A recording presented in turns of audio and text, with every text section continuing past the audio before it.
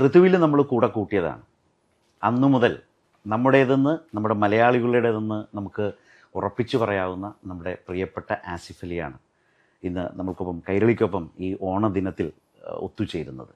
ആസിഫ്, ഓണാശംസകൾ ആദ്യം. Thank you. Happy Onam. അപ്പോൾ കൈരളിയെ സംബന്ധിച്ച് ഒരുപാട് സന്തോഷമുണ്ട് ആസിഫ് അലിയോട് സംസാരിക്കുമ്പോൾ.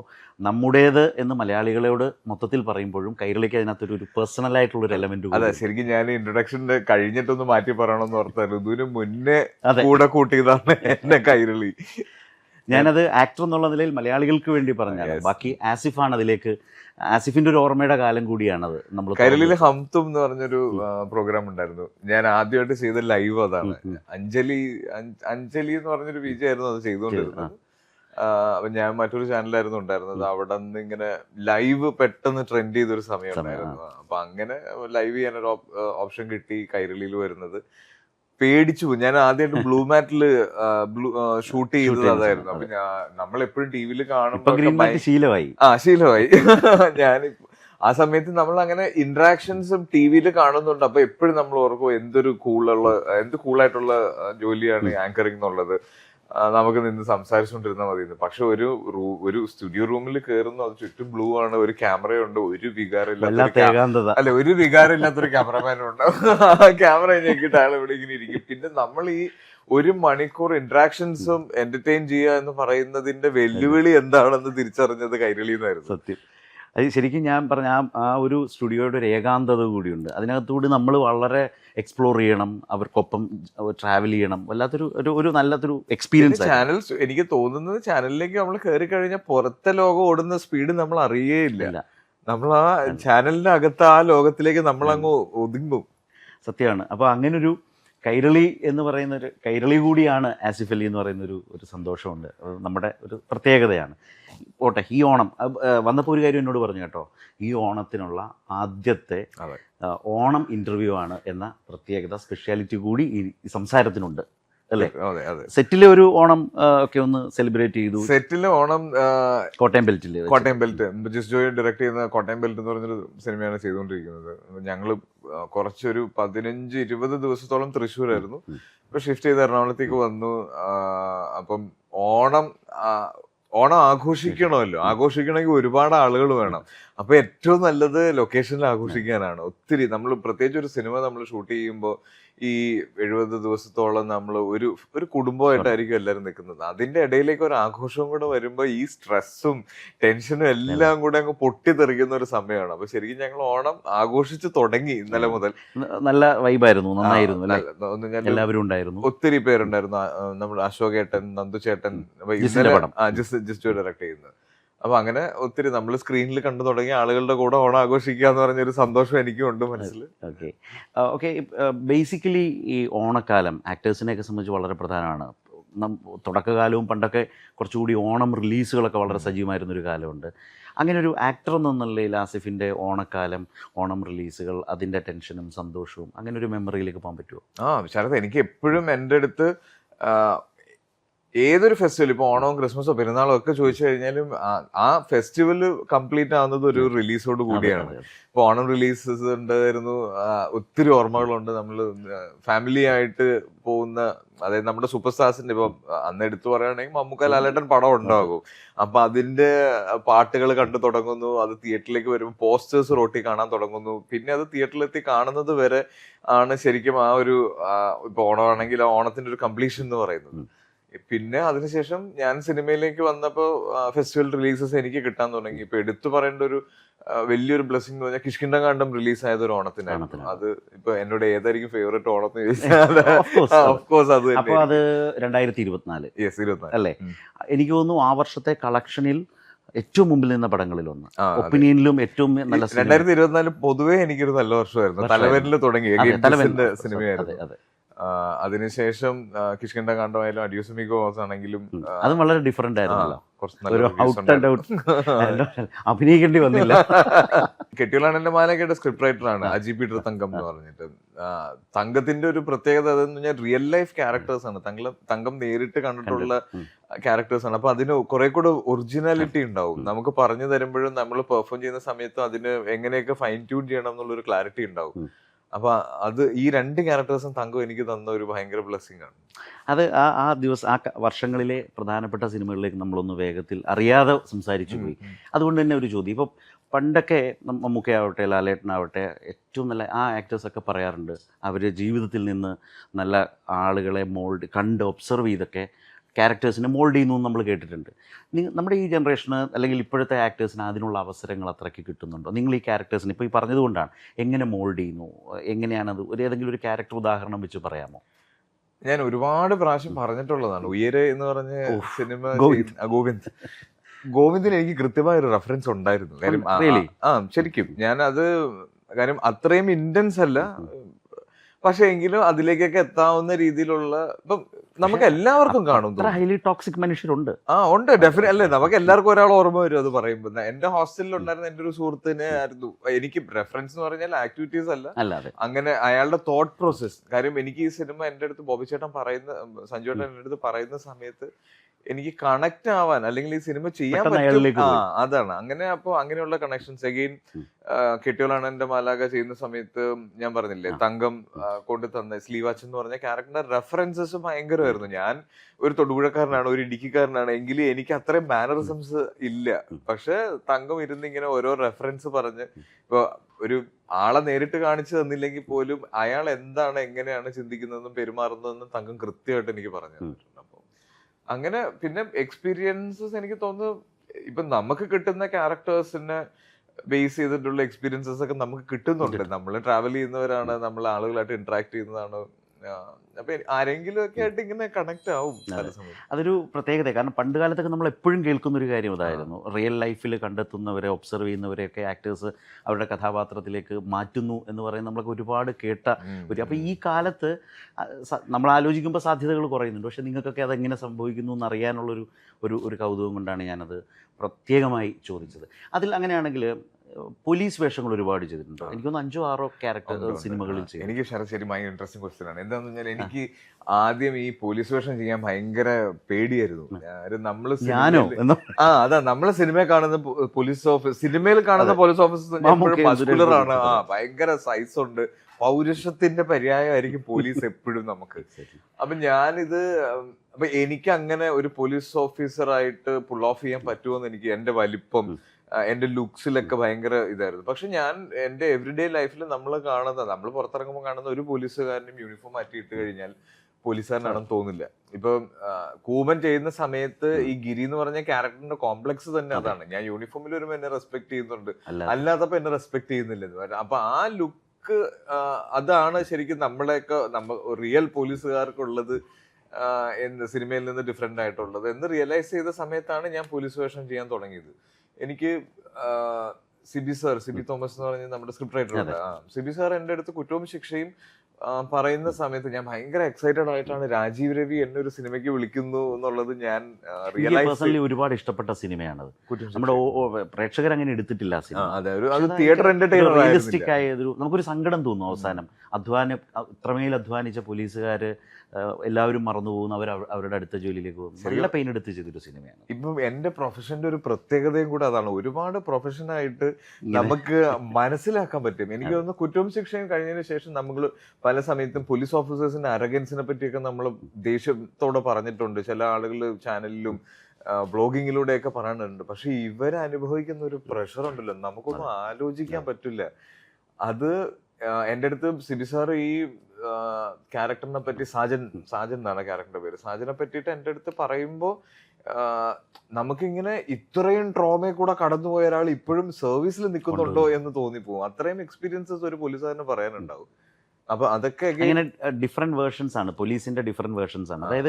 അതായത് ഇങ്ങനെ എന്റെ ശരീരത്തിൽ എനിക്ക് അങ്ങനെ ഒരു പോലീസുകാരനാകാൻ പറ്റുമോ എന്ന് പറയുന്ന ഒരു കോംപ്ലക്സ് ഇന്ന് കംപ്ലീറ്റ് പോയി, എടുത്ത് കളഞ്ഞു. അത് എടുത്ത് കളഞ്ഞതിന്റെ കാര്യം ഞാൻ അഗെയിൻ സിബി സാറിനെയൊക്കെ തന്നെ, സിബി സാറിനെ നമുക്ക് ഞാൻ അദ്ദേഹത്തിനൊരു എന്താ പറയാ അതിന് ബോഡി ഷേമിങ് ഒന്നും അല്ല, പക്ഷെ സിബി സാറിനെ ഇതുപോലെ തന്നെയാണ്. സാറിന് നമുക്ക് ഒരിക്കലും സാറ് ഒരു നോർമൽ പാന്റും ഷർട്ടും ഇട്ട് നമ്മുടെ ലൊക്കേഷനിലൊക്കെ ഇരിക്കുന്ന കാണുമ്പോൾ നമുക്ക് അറിയാവുന്ന പരിചയമുള്ള ആരോ ആയിട്ട് നമുക്ക് തോന്നുള്ളൂ. ഭയങ്കര രസമുള്ളൊരു ഇൻസിഡന്റ് ഉണ്ട്, ഞാൻ എവിടെ പറഞ്ഞിട്ടുണ്ടെന്ന് അറിയില്ല. ഞാൻ ഇതുപോലെ സിബി സാറിന്റെ വീട്ടിൽ ഒരു പ്രാവശ്യം ലഞ്ചിന് പോയിട്ട്, അപ്പൊ ലഞ്ചിന് ചെല്ലുമ്പോ സിബി സാറിന്റെ സാറുണ്ട്, വൈഫുണ്ട്, കുട്ടികളുണ്ട്. അപ്പൊ ഞാൻ ലഞ്ചൊക്കെ കഴിച്ചിട്ട് ഞാൻ കൈ കഴുകാനായിട്ട് ഈ വാഷ്റൂമിലേക്ക് നടന്നിങ്ങനെ കയറുക. അപ്പൊ സിബി സാർ എന്റെ കൂടെ ഒരു ഗ്രഹനാഥനെ പോലെ, ഒരു സാധാരണ പച്ച മനുഷ്യനെ പോലെ എന്റെ സൈഡിൽ കൂടി ഇങ്ങനെ നടക്കുന്നുണ്ട്. അപ്പൊ നടന്ന് ഞാൻ ഈ ബാത്റൂമിന്റെ ഡോർ തുറന്ന് വാഷ് ബേസിന്റെ അകത്തേക്ക് പോവാണ്. അപ്പൊ ഞാൻ കാൽ ബാത്റൂമിൽ വെക്കാൻ പോകുമ്പോ ചെരുപ്പ് ഇട്ടിട്ട് കേറാൻ വേണ്ടിയിട്ട് അവിടെ ചെരുപ്പുണ്ട്. അപ്പൊ അത് ഇട്ടോന്ന് പറയാൻ വേണ്ടിയിട്ട് സിബി സാർ പെട്ടെന്ന് എന്നെ ഇങ്ങനെ ഒന്ന് പിടിച്ചു. അതാ പോലീസുകാരന്റെ പിടുത്തമായിരുന്നു.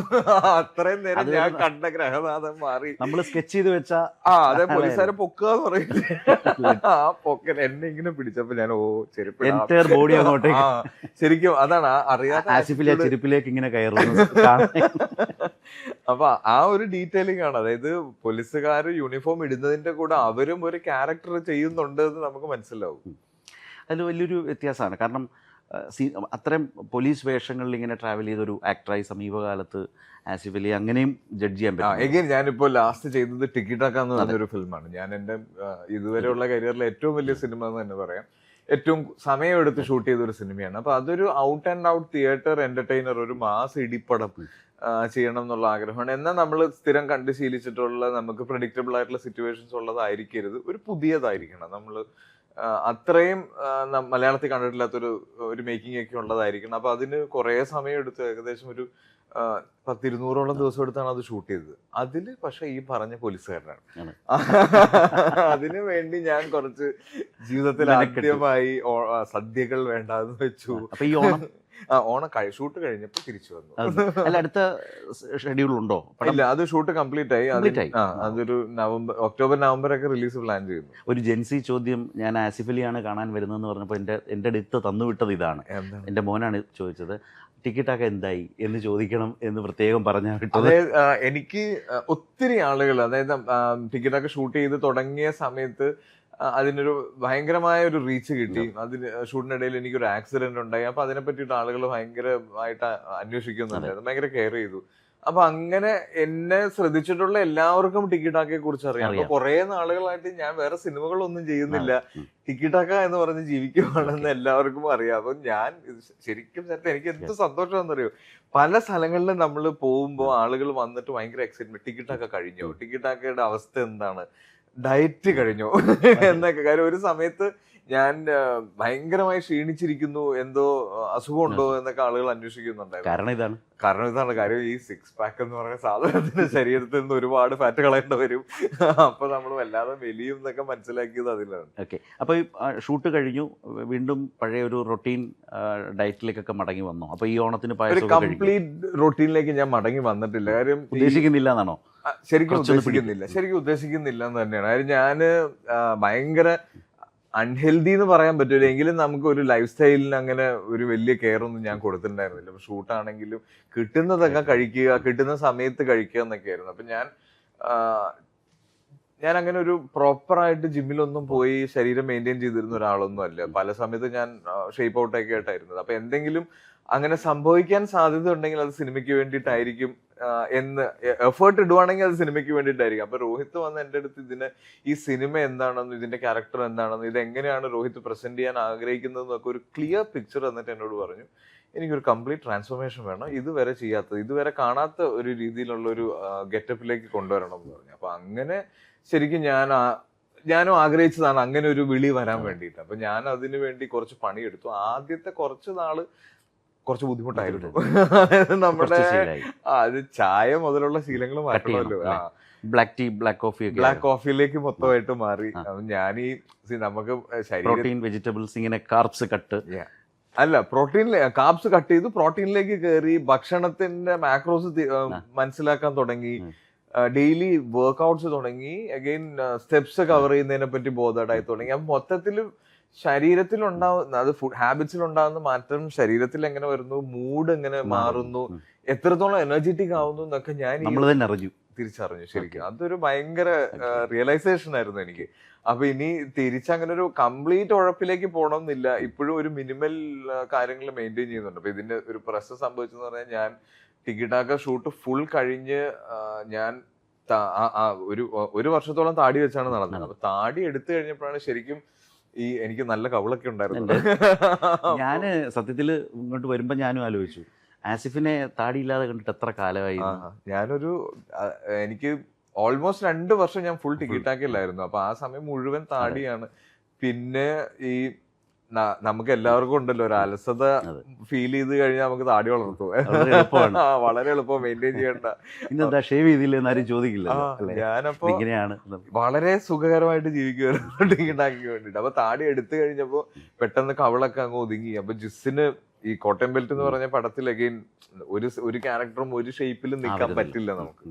അപ്പൊ ഞാൻ ടിക്കറ്റൊക്കെ കഴിഞ്ഞ് താടി എടുത്തപ്പോഴാണ് ശരിക്കും ജിസ് വന്ന് എന്നെ ഇങ്ങനെ നോക്കി എന്നിട്ട് പറഞ്ഞു, 1 മാസം ഷൂട്ട് ഞാൻ മാറ്റി വെക്കാം, കുറച്ചും കൂടെ തടി വെക്കണം എന്ന് പറഞ്ഞു. അപ്പൊ തടി വെക്കുക എന്ന് ഒരാൾ നമ്മളോട് പറയുമ്പോ ടിക്കറ്റാക്കി ഞാൻ എന്ത് ചെയ്തു, അത് സിനിമയ്ക്ക് വേണ്ടിയായിരുന്നു. അപ്പൊ ഇതും ജസ്റ്റിഫിക്കേഷൻ അതെ. അപ്പൊ ഞാൻ നന്നായി വീണ്ടും അഗൈൻ കാപ്സ് കുറച്ച് കൂടുതൽ കഴിക്കാൻ തുടങ്ങി, പായസമൊക്കെ കുടിക്കാൻ. അപ്പൊ ഏതായാലും ഈ ഓണം വലിയ കുഴപ്പമില്ലാതെ, ഈ ഓണം വലിയ കഴിഞ്ഞ ഓണത്തിന് സാക്രിഫൈസ് ആയിരുന്നു, ഈ ഓണം അങ്ങനെയല്ല. ഓക്കെ, സമാധാനമായി, സന്തോഷമായി. ടിക്കറ്റാക്കെ കുറിച്ച് സംസാരിച്ചുകൊണ്ട് എനിക്കൊരു കാര്യമുണ്ട്. ഇപ്പം ഇത്തരം സിനിമകൾ, പ്രപ്പോസൽസ്, പ്രോജക്ട്സ് മലയാളത്തിൽ വരുന്നുണ്ട്.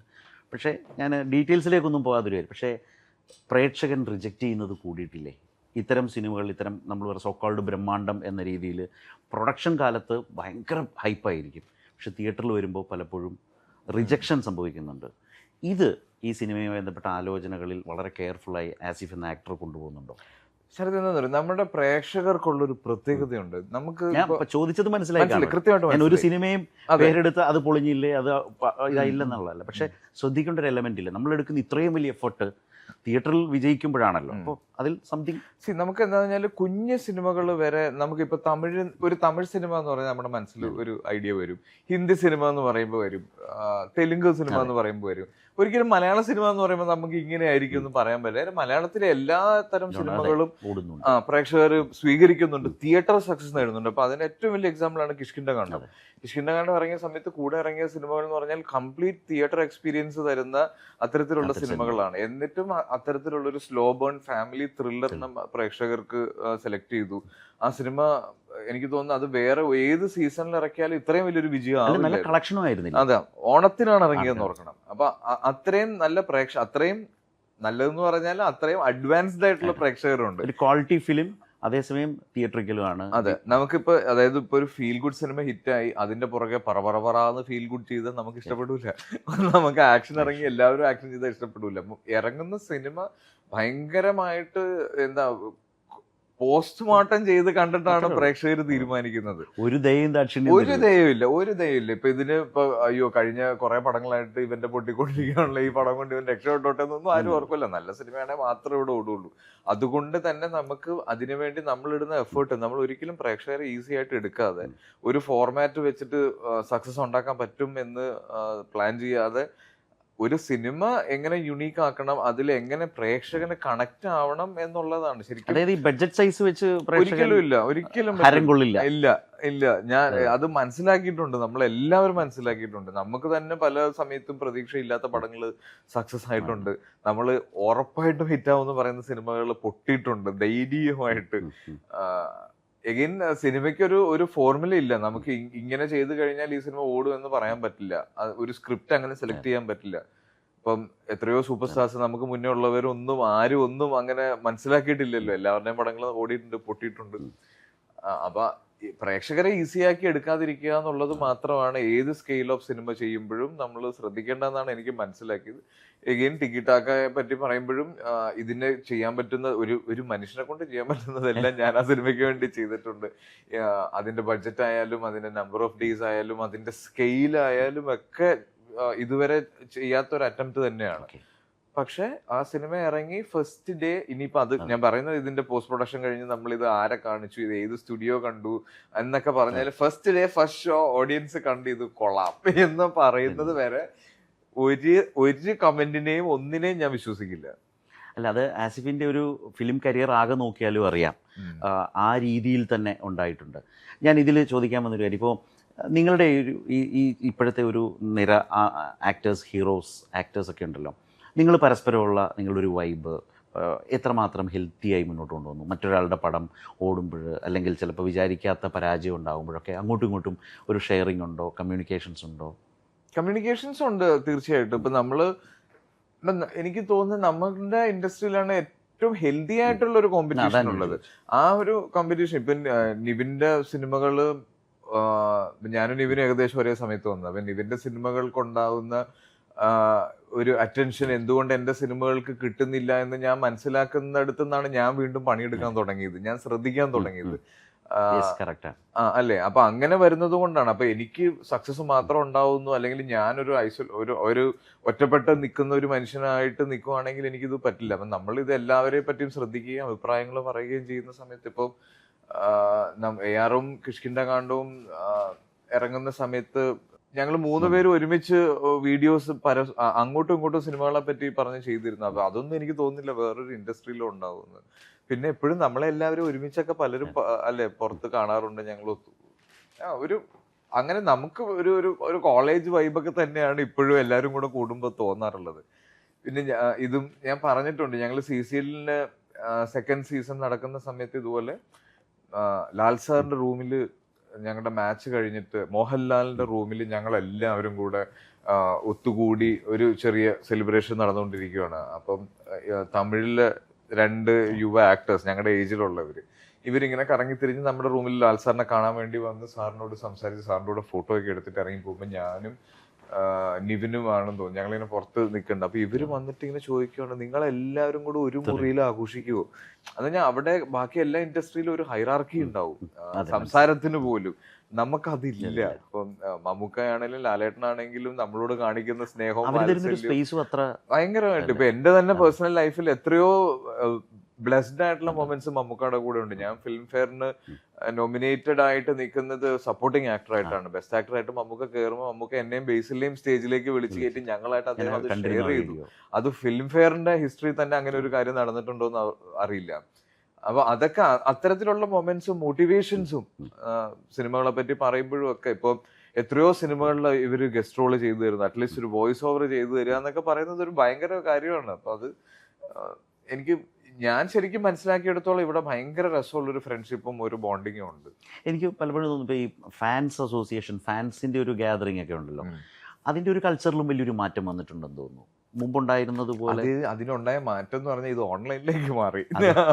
പണ്ട് നമ്മൾ തിയേറ്ററിന്റെ പുറത്തും സ്കൂളിലും കോളേജിലും ആയിരുന്നെങ്കിൽ ഇത് മുഴുവൻ ഫേസ്ബുക്കിലേക്ക് മാറി. അപ്പൊ അത് എനിക്ക് പേഴ്സണലി ചില സമയത്ത് വിഷമങ്ങൾ ഉണ്ടാക്കാറുണ്ട്. ഇപ്പം നമ്മളെ ഇഷ്ടമുള്ള പല ആളുകളും നമ്മുടെ പ്രൊഫൈൽ ഫോട്ടോസ് ഇട്ടിട്ട് സംസാരിക്കുമല്ലോ. അപ്പം വേറൊരാളുടെ സിനിമയെ പറ്റി മോശം പറയും, കൊമന്റ്സ് വളരെ അസഭ്യമായിട്ട് എഴുതിയിടുമ്പോഴൊക്കെ ഇത് നമ്മളല്ലെന്നും ഒക്കെ അറിയാം. പക്ഷെ നമ്മുടെ മുഖം ഇതിൽ കാണുമ്പോൾ ആരെങ്കിലും ഒരാൾ ശ്രദ്ധിച്ചു കഴിഞ്ഞാൽ അതൊരു വിഷമം ഉണ്ടാക്കാറുണ്ട് പല സമയത്ത്. പ്രത്യേകിച്ച് ഈ ഒരുമിച്ച് റിലീസൊക്കെ വരുമ്പോൾ ഈ ചെറിയ ഫാൻ ഫൈറ്റ് വേണമല്ലോ, ഹെൽത്തി ആയിട്ടുള്ള.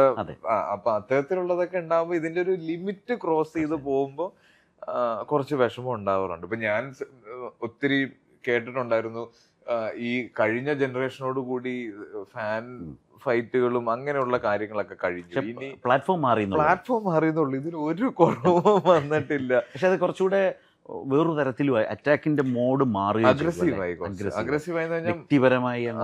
അതാ ഇത് നമ്മളൊരു ക്ലോസ്ഡ് സ്പേസിൽ നമ്മുടെ വീട്ടിലിരുന്ന് അല്ലെങ്കിൽ നമുക്ക് കംഫർട്ടബിൾ ആയിട്ടുള്ള ഒരു ചുറ്റുപാടിലിരുന്ന് നമ്മൾ ഓൺലൈനിൽ അല്ലെങ്കിൽ ഫോണിലും ലാപ്ടോപ്പിലും ഒക്കെ ചെയ്യുന്ന സമയത്ത് നമുക്കൊരു ധൈര്യം തോന്നും. ആ ധൈര്യത്തിന്റെ പുറത്ത് നമ്മൾ പലതും പറയും. ഇത് അഫക്റ്റ് ചെയ്യുന്ന ഒരുപാട് പേരുണ്ട്. ഇത് വല്ലാതെ അതും അവരുടെ കൂടെ നിൽക്കുന്നവരുടെ അവരുടെ ഫാമിലീസും പല രീതിയിൽ തെറ്റിദ്ധരിപ്പിക്കപ്പെടും. അത് പെട്ടെന്ന് സ്പ്രെഡ് ആവും.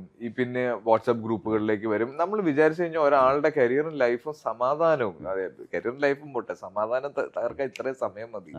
അപ്പൊ ആ ഒരു റെസ്പെക്ട് ആളുകൾ കൊടുക്കുന്നില്ല എന്നുള്ളത് മാത്രമാണ് ഇപ്പൊ ഒരു ഡിഫറൻസ് ഉള്ളത്. അതൊരു വളരെ വാലിഡ് ആയ ഒരു ഇഷ്യൂ തന്നെയാണ്. ഇതില് മുമ്പ് മമ്മൂക്കയെ കുറിച്ചും ലാലേട്ടനെ കുറിച്ചും ഒക്കെ സംസാരിച്ചല്ലോ. നിങ്ങളുടെയൊക്കെ വലിയൊരു മെൻറ്ററാണ്. പ്രത്യേകിച്ച് ആസിഫിനെ സംബന്ധിച്ച് ഈ 2 ആളുകളുമായിട്ടുള്ള ഒരുപാട് നല്ല മെമ്മറീസ് ഉണ്ട് ഈ കാലയളവിൽ, ഈ ട്രാവലിലുണ്ട്. മമ്മൂക്കയെക്കുറിച്ച് ഒരുപാട് പറഞ്ഞ് ഞാൻ കേട്ടിട്ടുണ്ട്. കേൾക്കാത്ത ഒന്ന് കേൾക്കാനൊരാഗ്രഹമുണ്ട്. നിങ്ങളുടെ ആ ഒരു ബോണ്ടിങ്ങിൻ്റെ ഒരു അനുഭവം. നേരത്തെ ഫിലിം ഫെയറിൻ്റെ കാര്യം പറഞ്ഞു. ഞാൻ നേരത്തെ ഒരു വീഡിയോയിൽ ഈ ഡബ്ബിംഗ് തിയേറ്ററിലേക്ക് ഡബ്ബിംഗ് നന്നായി പഠിക്കണം എന്നൊക്കെ മമ്മൂക്ക പറഞ്ഞ മമ്മൂക്കയ്ക്ക് തന്നെ പണി കൊടുത്ത് ആദ്യം തന്നെ പഠിക്കാൻ അദ്ദേഹത്തിൻ്റെ അടുത്തോട്ട് പോയ ഒരു അനുഭവം പറയുന്നത് കേട്ടോ. അത് പറയാതിരിക്കാൻ വേണ്ടിയാണ് ഞാൻ പറഞ്ഞത്. Thank you. അപ്പോൾ അതുകൊണ്ട് ആ ഒരു മെൻറ്റർ ഫീല് കാണുന്ന പ്രേക്ഷകർക്ക് കിട്ടാൻ പാകത്തിനൊരു അനുഭവം പറയാമോ? മെന്റർ ഫീൽ എന്ന് പറയുമ്പം അതായത് ഇവരുടെ എക്സ്പീരിയൻസസ് ഇവർക്ക് ഷെയർ ചെയ്യാൻ ഒരു മടിയില്ല. ഇവർക്ക് സംഭവിച്ചത് അല്ലെങ്കിൽ ഇവർക്ക് പറ്റിയിട്ടുള്ള തെറ്റുകൾ അതൊക്കെ അവർ അഡ്രസ്സ് ചെയ്യും നമ്മുടെ അടുത്ത് കൃത്യമായിട്ട്. ഇന്ന സിനിമയ്ക്ക് ഇന്ന സംഭവിച്ചിട്ടുണ്ട്. ഇപ്പൊ ഈ ഓഡിയൻസിനെ മിസ്ജഡ്ജ് ചെയ്യരുതെന്ന് ഏറ്റവും കൂടുതൽ പറഞ്ഞു തന്നിട്ടുള്ളത് ഇവർ രണ്ടുപേരും തന്നെയാണ്. മമ്മൂക്കായിട്ടുള്ള പല സംസാരത്തും മമ്മൂക്ക പറയും, നമ്മളെപ്പോഴും ഓർക്കണം എന്താണ്, നമുക്ക് നല്ല ടെക്നീഷ്യൻസ് വേണം, നമ്മുടെ ചുറ്റുമുള്ള ആൾക്കാർക്ക് ബുദ്ധി വേണം, അതൊക്കെ ശരിയാണ്. പക്ഷെ നമ്മൾ ഏറ്റവും വില കൊടുക്കേണ്ടത് ഈ സിനിമ ആരെ കാണിക്കുന്നു, അതാണ് നമ്മൾ ചിന്തിക്കേണ്ടതെന്ന് എപ്പോഴും അദ്ദേഹം പറയും. അപ്പൊ അത് അങ്ങനെയുള്ള കാര്യങ്ങൾ. പിന്നെ എവ്രി ഡേ ലൈഫ്, അത് നമ്മുടെ ചുറ്റും നടക്കുന്ന എല്ലാത്തിനെ പറ്റിയിട്ട് മമ്മൂക്ക അറിയുന്നുണ്ട്, അവെയറാണ്.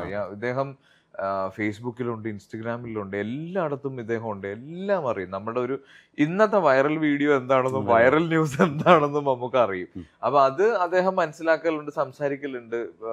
പല ഇൻസിഡൻസും നമ്മള് കൈകാര്യം ചെയ്യുന്ന രീതികളെ പറ്റിയിട്ട് ഒരുപാട് നാൾ കഴിയുമ്പോൾ അദ്ദേഹം ഇങ്ങനെ, നീ എന്നാ ടി വിയിൽ മറ്റേ ഇതിൽ ഇങ്ങനെ പറഞ്ഞില്ലേ, അത് അങ്ങനെ കൊള്ളാം, അല്ലെങ്കിൽ അത് പറയരുത്, അങ്ങനെ അല്ല അത് പറയേണ്ടത് എന്ന് പറഞ്ഞു തരും. അപ്പൊ അത് ഭയങ്കരമായ ഒരു മമ്മൂക്ക ആണ്, അങ്ങനെയാണ്. പിന്നെ ലാൽ സാറിനെ പറ്റി പറയുമ്പോൾ അതായത് ലാൽ സാർ സിനിമ തുടങ്ങുന്ന കാലം മുതൽ നമുക്കൊരു കാര്യം ചെയ്യുമ്പോൾ ഒരു സംശയം വന്നിങ്ങനെ നിൽക്കുമല്ലോ. അത് എന്തെങ്കിലും ഒരു സീൻ എടുക്കുന്ന സമയത്തോ അല്ലെങ്കിൽ ചിലപ്പോൾ ഒരു ആക്ഷൻ, ഒരു മതിലിന്റെ മേളിൽ നിന്ന് താഴത്തേക്ക് ചാടുന്നത്, വളരെ സിമ്പിൾ ആയിട്ട് പറയാം, അതിന്റെ ചാടും. അപ്പൊ നമ്മൾ ഇതിങ്ങനെ ചാടണോ വേണ്ടോ, ഇത് ചാടുന്നതിന്റെ പ്രശ്നം എന്തായിരിക്കും എന്നൊക്കെ ആലോചിച്ചുകൊണ്ടിരിക്കുമ്പോ സൈഡിൽ നമ്മൾ ആദ്യം ലാൽ സാർ ആയിരുന്നെങ്കിൽ ഉണ്ടല്ലോ ഇപ്പൊ ചാടിയിട്ട് ഉരുണ്ടു പോകുന്നില്ലേ.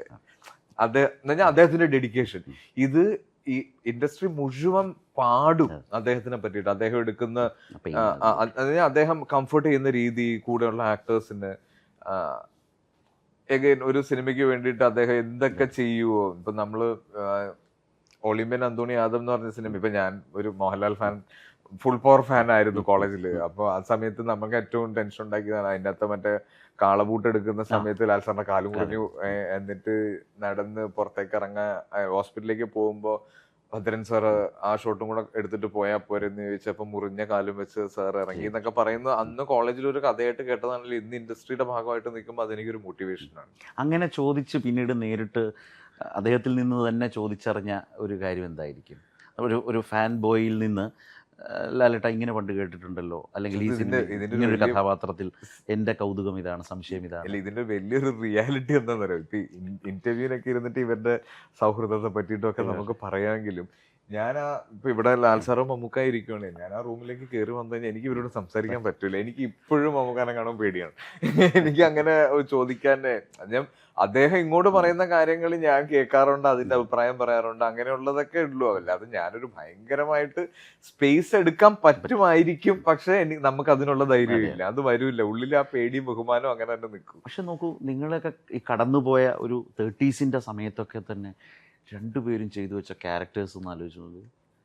ഈ രാജാവിന്റെ മകൻ ചെയ്യുന്ന സമയത്ത് ലാൽ സാറിന്റെ ഏജ് കേട്ടിട്ട് ഞാൻ ഞെട്ടിപ്പോയിരുന്നു. കിരീടമൊക്കെ ചെയ്യുമ്പോൾ 30-ൽ താഴെയാണ്.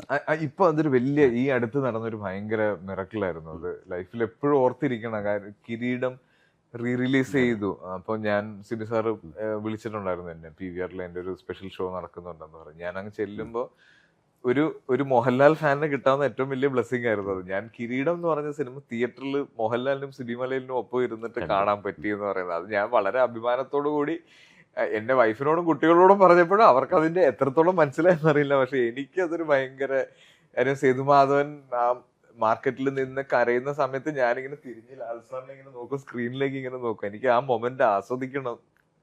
അതെ, രണ്ടുപേരും അത് തന്നെ. ഇപ്പം ലാൽ സാറിനെ കുറിച്ച് പറയുമ്പോൾ അതുപോലെ തന്നെ മമ്മൂക്കയുടെയും എത്ര സിനിമകൾ, ഇപ്പം ന്യൂഡൽഹിയൊക്കെ ചെയ്യുന്ന സമയത്ത് ഇതൊരു ക്യാരക്ടറാണത്.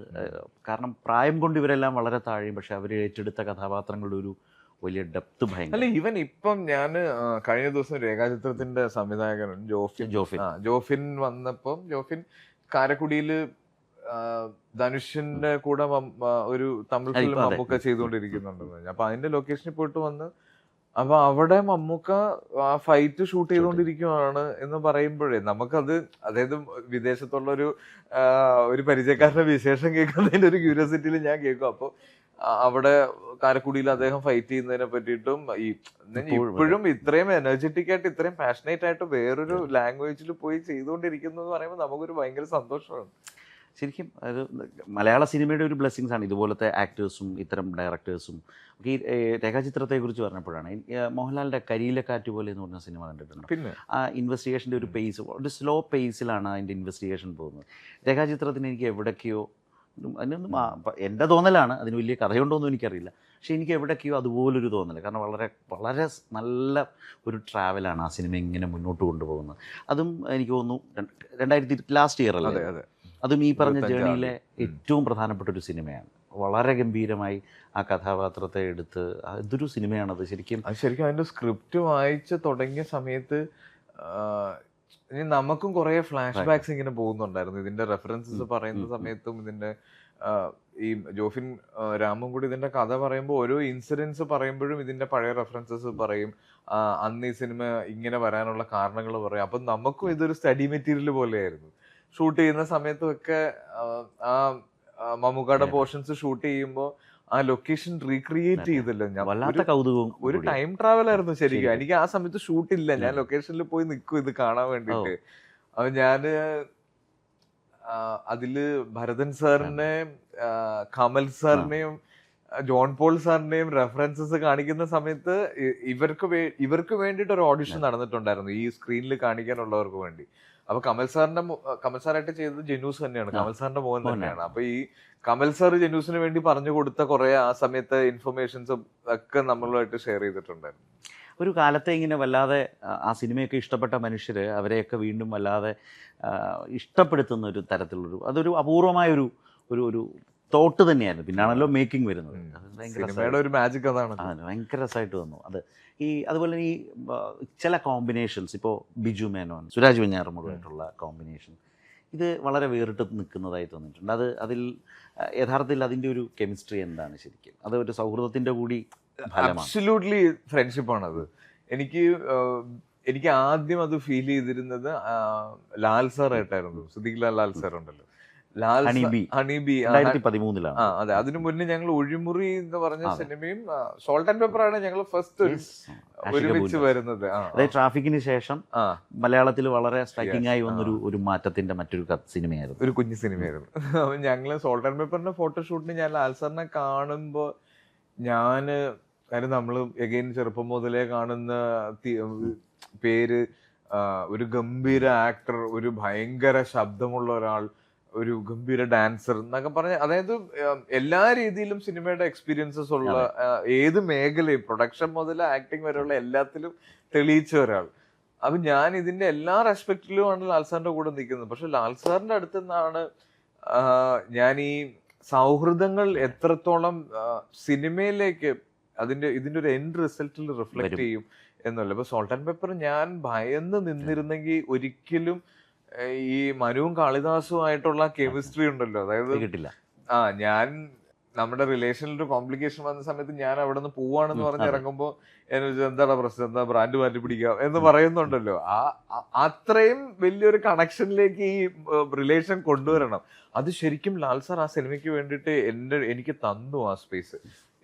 ജീനെ എങ്ങനെയാണോ സാറ് കാണുന്നത് അതുപോലെ ആ സ്പേസിൽ എന്നെ കൊണ്ടുവന്നിട്ടുണ്ടായിരുന്നു. എഗെയിൻ ഒഴിമുറി ചെയ്യുന്ന സമയത്ത് ഞങ്ങൾ തമ്മിലുണ്ടായിരുന്ന ആ സിനിമയ്ക്ക് പ്രത്യേകിച്ച് അച്ഛനും മകനുമാണ്, അച്ഛൻ തന്നെയാണ് മകൻ എന്ന് റിയലൈസ് ചെയ്യുന്നതാണ് ആ സിനിമ. അപ്പൊ ഞങ്ങൾ അത് ഷൂട്ട് ചെയ്യുമ്പോൾ അതിൽ ലാസ്റ്റ് ദിവസം ഞങ്ങളുടെ കോമ്പിനേഷനിൽ ലാസ്റ്റ് ഡേ എടുക്കുന്നത് ഞാനൊരു ഡോറിന്റെ അവിടെ നിന്നിട്ട് ഇദ്ദേഹത്തിനെ നോക്കിക്കൊണ്ടിരിക്കുന്നു.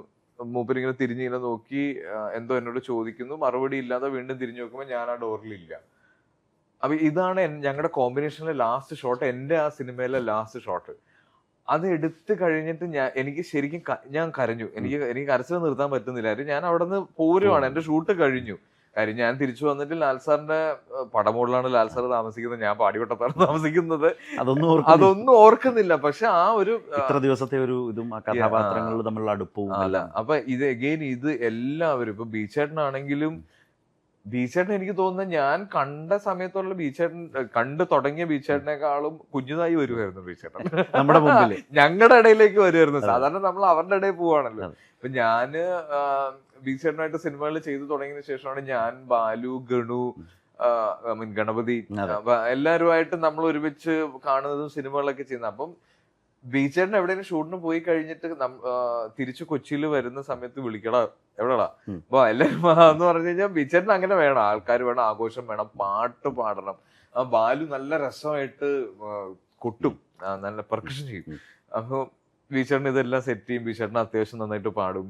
ഞങ്ങൾ ബീച്ചേട്ടൻ കുറച്ച് പഴയ പാട്ട് പാടുമ്പോൾ ഞങ്ങൾ കളിയാക്കും എന്നൊക്കെ പറഞ്ഞിട്ടുള്ള ഒരു പോയിന്റിൽ എടാപോടാ ബന്ധം വരെ എത്തിയിട്ടുണ്ട് ബീച്ചേട്ടനായിട്ട്. അപ്പൊ അത് ശരിക്കും വരുന്ന ഓർഡിനറിയിലാണെന്ന് തോന്നുന്നു അല്ലേ? ബീച്ചേട്ടനായിട്ട് ഓർഡിനറിയാണ് ഫസ്റ്റ് സിനിമ. പിന്നീട് ഈ സിനിമ പോലീസ് കഥകളിലൊക്കെ പോലീസ് കഥകള് അച്ഛൻ മകനായിട്ട് അനുരാഗ് കരിക്കും വെള്ളം ഷൂട്ട് ചെയ്യുന്ന സമയത്ത് ഞങ്ങള് അച്ഛനും മകനും ആണെങ്കിലും ഞങ്ങൾ ഒരു ലുക്ക് ലൈക്ക് ഫീലും കൂടെ ഞങ്ങൾക്ക് കിട്ടുന്നുണ്ടായിരുന്നു. അതൊക്കെ എങ്ങനെ കിട്ടുന്നു എന്നുള്ളത് ഭയങ്കര ഒരു അറിയില്ല. അപ്പൊ അത് ആശ്ചേച്ചി എപ്പോഴും ഞങ്ങളുടെ അടുത്ത് ഇങ്ങനെ പറഞ്ഞുകൊണ്ടിരിക്കും, ഇത് ശരിക്കും അച്ഛനും രണ്ടും ഒരേ സ്വഭാവമാണ്. അങ്ങനെ സിനിമ തലവൻ ചെയ്യുന്ന സമയത്തും പിന്നെ ഞാൻ ബീച്ചേട്ടൻ എന്നോട് പറഞ്ഞു, ഞാൻ കഥ കേൾക്കുമ്പോ നീ ഉണ്ടെങ്കിൽ സിനിമ ചെയ്യൂല ചോദിക്കല്ലേ. തലവനിൽ ഞങ്ങള് പറയുന്ന ഒരു ഡയലോഗ് ഉണ്ടല്ലോ, ഞങ്ങൾ ഇരട്ട പറ്റതാണെന്ന് തോന്നുന്നു എന്ന് പറയുന്നുണ്ട്. ഞാൻ ഇയാളെ പറ്റി എന്റെ അടുത്ത് പറയും. ഇപ്പൊ ഞാൻ ഈ ഇതില് കോണ്ടംപ്ലേറ്റില് ചാർലി സാർ, നമ്മുടെ തമിഴിലെ ചാർലി എന്ന് പറഞ്ഞ ആക്ടർ ഉണ്ടല്ലോ, അദ്ദേഹം വന്നിട്ട് ഞങ്ങളുടെ സിനിമയെ പറ്റിയിട്ട് എന്തോ അദ്ദേഹം മെൻഷൻ ചെയ്ത് തുടങ്ങുമ്പോൾ അദ്ദേഹം പറഞ്ഞൊരു ഡയലോഗ് ഇതാണ്, ഞാൻ ഇപ്പോഴും ഓർക്കുന്നുണ്ട് സാർ, ആ പടം കണ്ടപ്പോൾ നിങ്ങൾ ഇരട്ട പറ്റാണെന്ന് തോന്നിയപ്പോൾ എനിക്കത് സ്ക്രീനിൽ ഫീൽ ചെയ്യാറുണ്ട് എന്ന് പറഞ്ഞു. നമ്മൾ സിനിമയ്ക്ക് അകത്തുകൂടി സഞ്ചരിച്ചാണ് വർത്തമാനം പറഞ്ഞു, പല സിനിമകളെ കുറിച്ചൊക്കെ ഓർത്തും പറഞ്ഞുമാണ് പോകുന്നത്. പക്ഷേ ശ്രദ്ധിച്ചൊരു കാര്യം, മലയാളത്തിൽ മാത്രം ഇങ്ങനെ തന്നെ നിൽക്കുകയാണ്. ഇതുവരെ മറ്റൊരു ഭാഷയിലെ സിനിമകളും മോഹിപ്പിച്ചിട്ടില്ലേ? കാരണം കൂടെയുള്ള ഒരുപാട് ആളുകൾ ഈ ഭാഷകളിലൊക്കെ പോയിട്ടുണ്ട്. ഒരു വിസ വേണമെങ്കിൽ അവരൊക്കെ എടുത്തു തന്നിട്ടുണ്ട്, ഞാൻ മേടിച്ചു. അതാരാ വിസ നീട്ടിയതാരാ? ഒത്തിരി പേരുണ്ട്. അതായത് നമ്മുടെ ഇൻഡസ്ട്രിയിൽ നിന്ന് പോയി അഭിനയിക്കുന്ന എല്ലാവരും പല സംസാരങ്ങളിൽ, ഇവരുടെ ഫ്രണ്ട്ഷിപ്പിൽ ഉണ്ടാകുന്ന സംസാരങ്ങളിലൊക്കെ ഇങ്ങനെ സജഷൻസ് വരാറുണ്ട്. പല സമയത്തും കഥ കേൾക്കാൻ വേണ്ടി റെഫറൻസസ് വരാറുണ്ട്, കഥ കേൾക്കാറുണ്ട്. ഓൾമോസ്റ്റ് കാസ്റ്റിംഗ് വരെയൊക്കെ എത്തിയിട്ടുണ്ട്. രണ്ട് മറുപടികളാണ് ഇതിന് ഞാൻ പറയാറുള്ളത്. ഒന്ന്, ഏറ്റവും നല്ല സിനിമകൾ ഉണ്ടാകുന്നത് നമ്മുടെ ഇൻഡസ്ട്രിയിലാണ് എന്നാണ് ഞാൻ വിശ്വസിക്കുന്നത്, ഏറ്റവും വെറൈറ്റി ആയിട്ടുള്ള സിനിമകൾ. അപ്പൊ നമ്മൾ വേറൊരു ഇൻഡസ്ട്രി പോയിട്ട് വേറൊരു സിനിമ ചെയ്യണ്ടല്ലോ എന്നോർത്ത് ഞാൻ ഇവിടെ നിൽക്കുന്നു എന്നുള്ളത് മടിയൻ എന്നല്ല, പേടിയാണ് ശരിക്കും. എനിക്ക് ഭാഷയിലുള്ള അത് ഞാൻ മറ്റ് ഭാഷകളിലെ സിനിമ ശ്രമിച്ചിട്ടില്ല, അതെന്റെ തെറ്റാണ്. അപ്പൊ എനിക്കൊരു പേടിയുണ്ട്. എന്റെ ഭാഷയിലുള്ള ഒരു ഈസിനെസ് ഉണ്ടല്ലോ ഞാൻ സംസാരിക്കുന്നത്. കാര്യം എനിക്ക് ഡയലോഗ് ഓർത്ത് വെച്ച് അഭിനയിക്കുന്നതിനോട് എനിക്ക് ആലോചിക്കാൻ പറ്റില്ല. ഡയലോഗ് ഇങ്ങനെ നമ്മൾ അഭിനയിക്കുന്നതിന്റെ ഇടയിൽ ഫ്രീ ആയിട്ട് കിട്ടണം. ഇതിപ്പോ ഡയലോഗ് എന്തായിരുന്നു ഡയലോഗ് എന്ന് ആലോചിക്കുന്ന ഒരു മുഖം എനിക്ക് വേണ്ട. അപ്പൊ അതിന്റെ ഒരു പേടിയാ. പക്ഷെ എല്ലാവരും പോയി ഒരുപാട് നല്ല സിനിമകൾ ചെയ്യുന്നുണ്ട്. ഇപ്പൊ ഫഹദൊക്കെ ആണെങ്കിൽ എപ്പോഴും എന്നോട്, ഞാൻ ഫഹദിനോടാണ് ഞാൻ ഏറ്റവും കൂടുതൽ ചോദിച്ചിട്ട്, ഫഹദ് നീ എന്താ അങ്ങനെ ചോദിക്കണേ? അപ്പൊ ഞാൻ പറഞ്ഞു, അല്ലടാ എനിക്ക് ഇങ്ങനെ ഒരു പേടിയുണ്ട്. ഫഹദ് അങ്ങനെ ഒരു പേടിയെ പറ്റി ഞങ്ങൾ ചിന്തിച്ചിട്ടേ ഇല്ല, ചിന്തിച്ചതുകൊണ്ടായിരിക്കും എനിക്ക് ആ പേടി വന്നത്. എന്തായാലും എനിക്കൊരു ചെറിയ പേടി. ഇപ്പൊ തന്നെ സുരാജ് ആണെങ്കിലും വളരെ സജീവമായി ചെയ്തു. ഞാനിപ്പോ ഞങ്ങള് കോയമ്പത്തൂര് ഈ ഷൂട്ട് ചെയ്തുകൊണ്ടിരിക്കുന്ന സമയത്ത് അവിടെ ഒരു തിയേറ്ററിൽ ഞാൻ അവിടുത്തെ ഒരു ഐമാക്സിൽ സിനിമ കാണാൻ പോയപ്പോ അവിടുത്തെ തിയേറ്ററിലെ ആളെ എന്നെ സുരാജേട്ടനെ പറ്റിയിട്ട്, ഞാൻ തിയേറ്ററിലേക്ക് ഷോയ്ക്ക് കയറാൻ എനിക്കൊരു 15 മിനിറ്റ് ഉണ്ടായിരുന്നു. അപ്പൊ ഞങ്ങൾ ഒരുമിച്ച് സിനിമ ചെയ്തിട്ടുള്ളതുകൊണ്ട് ആ സമയത്ത് ഇറങ്ങിയ സുരാജേട്ടൻ്റെ ഒരു തമിഴ് സിനിമയെ പറ്റിയും സുരാജേട്ടൻ എന്ന് പറഞ്ഞ ആക്ടറിന്റെ പെർഫോമറിനെ പറ്റി ഒരു തമിഴിനെ ഇരുന്ന് പറയുമ്പോഴല്ലോ നമുക്ക് ഭയങ്കര ഞങ്ങളുടെ കുട്ടിയാ എന്ന് പറയുന്ന ഒരു ഫീല് വരുമായിരുന്നു. ഇപ്പോൾ ജയിലർ 2-ന്റെ സോങ്ങിന്റെ ഒരു വീഡിയോ റിലീസായി. രാജേഷ് മാധവൻ വരെ അതിൽ സജീവമായിട്ട് നമ്മൾ കണ്ടു. നമ്മുടെ ആർട്ടിസ്റ്റുകൾക്കൊക്കെ ഭയങ്കരമായ വാല്യൂ വരുന്നുണ്ട് പുറത്തേക്ക്. ലേറ്റസ്റ്റ് ആയിട്ട് വന്നാൽ മതി. ടക്കിങ് കൂടെ കഴിയുന്നതോടെ മിക്കവാറും ഒരു പാൻ ഇന്ത്യൻ ആക്ടറായി. അല്ല, അങ്ങനെ വരിക എന്ന് പറയുന്നത് മലയാളിയുടെയും കൂടെ ഒരു ആഗ്രഹമാണ്. നമ്മുടെ ആർട്ടിസ്റ്റുകളൊക്കെ അതിനേക്കാൾ ഉപരി ഇപ്പം എന്നെ ഒരു ആക്ടറിന്റെ ഏറ്റവും വലിയത് വേണ്ടത് ഒരു പ്രൊഡ്യൂസറിനെ സേഫ് ആക്കാനുള്ള ആണ് അയാൾ ചെയ്യേണ്ട ആദ്യത്തെ കാര്യം എന്ന് തോന്നിയിട്ടുണ്ട് ഓഡിയൻസ് കഴിഞ്ഞാൽ. അപ്പൊ അത്തരത്തില് ഒരു ബിസിനസ്സിനുള്ള ഏറ്റവും വലിയ സ്കോപ്പും കൂടിയാണ് ഈ മാർക്കറ്റ് വലുതാവുക എന്നുള്ളത്. അപ്പൊ ആ രീതിയിലും ഞാനിത് ചെയ്യേണ്ടതാണ്. പക്ഷെ എനിക്ക് തോന്നുന്നു അതിലൊക്കെ കുറച്ചുകൂടെ ശ്രദ്ധിച്ചാണ് ഇപ്പോൾ ആസിഫ് അലിയുടെ ഒരു ട്രാവൽ ജേണി എന്ന് തോന്നാറുണ്ട്. കാരണം ഫിലിം ഇൻഡസ്ട്രി, അതിൻ്റെ ബിസിനസ്, അത് വർക്കൗട്ട് ആവണം, പ്രേക്ഷകർ കാണണം, ആ നിലയിലൊരു ആക്ടർ ഇൻഫ്ലുവൻസ് കാണുന്നുണ്ട് ആസിഫ് അലിയിൽ ഇപ്പോൾ ഒരു വ്യൂവർ എന്നുള്ള നിലയിൽ? ഞാൻ ഒത്തിരി നല്ല സിനിമകളുടെ ഭാഗമായിട്ടുണ്ട്, ഒത്തിരി നല്ല ആക്ടേഴ്സിന്റെ കൂടെ ടെക്നീഷ്യൻസിന്റെ കൂടെ വർക്ക് ചെയ്തിട്ടുണ്ട്. അപ്പൊ ഞാൻ അറിയാതെ കുറെ മാറ്റങ്ങൾ എനിക്ക് വന്നിട്ടുണ്ട്. അതെ, ട്രാൻസ്ഫോർമേഷൻസ് ഉണ്ടായിട്ടുണ്ട്. അപ്പൊ അതൊക്കെ കൊണ്ടായിരിക്കാം ഇത്തരത്തിലുള്ള, പിന്നെ അറിയില്ല, ഇതെല്ലാം ഇങ്ങനെ മറിഞ്ഞൊക്കെ ഇരിക്കുമല്ലോ. ഓക്കെ, ഞാനിപ്പം ആസിഫ്, നമ്മൾ ഈ പറഞ്ഞ ഋതുവിൻ്റെ കാര്യം സംസാരിച്ചു. ഞാനിങ്ങനെ നോക്കുമ്പോൾ പിന്നീട് ഇങ്ങോട്ട് വന്ന എല്ലാ വർഷങ്ങളിലും വളരെ കൃത്യമായ ആസിഫ് അലിയുടെ ഒരു പ്രസൻസ് ഉണ്ടായിരുന്നു. ഇപ്പോൾ ഞാൻ ആ ലിസ്റ്റ് ഒന്ന് നോക്കുമായിരുന്നേ. അപ്പോൾ അതിലിപ്പോൾ നോക്കിയാൽ നമുക്ക് കാണാം 2010 കഥ തുടരുന്നു, പിന്നീട് വന്നിട്ടുണ്ട് അപൂർവരാഗം, നല്ലൊരു വില്ലനായിരുന്നു. അത് ആ നിലയിൽ ആ കാലത്ത് അംഗീകരിക്കപ്പെട്ട ഒന്നാണ്. പിന്നീട് അതിനുശേഷം ട്രാഫിക്കിലെ പെർഫോമൻസ് 2011, സോൾട്ട് ആൻഡ് പെപ്പർ വരുന്നുണ്ട്, ഓർഡിനറി 2012, ഹണീബി 2013 വരുന്നു. ഇങ്ങനെ എല്ലാ വർഷങ്ങളിലും വളരെ കൃത്യമായി ഇങ്ങനെ മുന്നോട്ട് പോകുന്നുണ്ട്. ഇപ്പോൾ ലാസ്റ്റ് തലവൻ 2024 വന്നു, അത് കഴിഞ്ഞ് കിഷ്കിന്ധാകാന്ഡം വന്നു, 25 ഈ പറഞ്ഞ സിനിമ വന്നു, രേഖാചിത്രം വന്നു. ഇങ്ങനെ വളരെ നോട്ടീസബിൾ ആയിട്ടുള്ള സിനിമകൾ ഉണ്ടായിട്ടുണ്ട്. പക്ഷേ സ്വാഭാവികമായ ഹീറോസിനുണ്ടാകാവുന്ന പരാജയങ്ങളും സിനിമയ്ക്ക് ഉണ്ടായിട്ടുണ്ട്. അത് എങ്ങനെ ബാധിച്ചിട്ടുണ്ടോ? അതോ അത് ഭയങ്കര ബാഡാണ്. അതിന് ഭയങ്കര വിഷമം വരും, കോൺഫിഡൻസ് പോവും. സിനിമകൾ ചൂസ് ചെയ്യുന്നതിനോട് ചെയ്തുകൊണ്ടിരിക്കുന്നത് കറക്റ്റ് ആണോ എന്നുള്ളൊരു ചിന്ത വന്നു കഴിഞ്ഞാൽ അറിയാലോ, പിന്നെ മുന്നോട്ട് പോകാൻ ഇച്ചിരി ബുദ്ധിമുട്ടാണ്. അപ്പൊ അങ്ങനെ ഉണ്ടാവലുണ്ട്. പിന്നെ ഈ ചെറുപ്പം മുതലേ സിനിമ തന്നെ ശ്രദ്ധിച്ചു നിന്നതുകൊണ്ട് തിയേറ്ററിൽ പോയി സിനിമകൾ കണ്ടിട്ടുണ്ട്, ഓരോ ആക്ടേഴ്സിനെയും നമ്മൾ ഫോളോ ചെയ്തിട്ടുണ്ട്.